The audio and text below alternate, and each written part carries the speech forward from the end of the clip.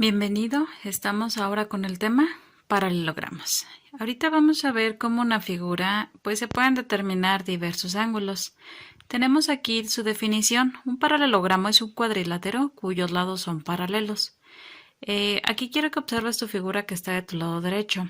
Esa imagen es un paralelogramo donde tiene pues ángulos, tiene diagonales. Aquí quiero que observes, tenemos el ángulo A, B, el C y el D. Estas figuras pues es parte dentro de la clasificación de los cuadriláteros. Vamos a ver aquí y analizar algunas de sus propiedades. La primera es que la suma de los ángulos interiores de un cuadrilátero es igual a 360 grados. Con esto quiero decir que cada ángulo que está dentro de esta figura, al sumarlos, nos van a dar 360 grados. ¿Qué quiere decir? Si yo tuviera aquí diferentes ángulos, yo puedo colocar el ángulo A más el ángulo B más el ángulo C más el ángulo D. Todo esto nos va a dar igual a 360 grados. La siguiente propiedad dice que los lados opuestos son iguales. ¿Qué quiero decir con esto? Esto pues se refiere a segmentos, que el lado AB va a ser igual al lado CD. Aquí es lo que te refiero. Este lado va a ser igual a la parte de abajo que tenemos aquí CD.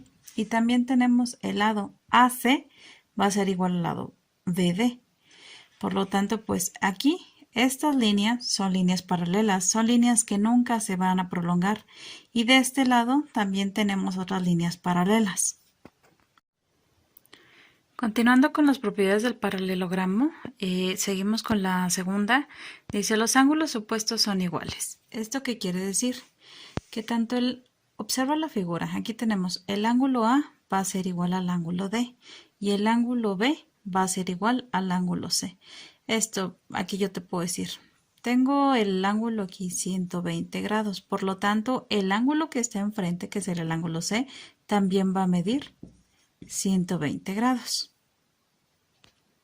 La siguiente propiedad dice, los ángulos adyacentes a un mismo lado son suplementarios. Quiero que entiendas por suplementario que si sumamos dos ángulos, esto nos van a dar 180 grados.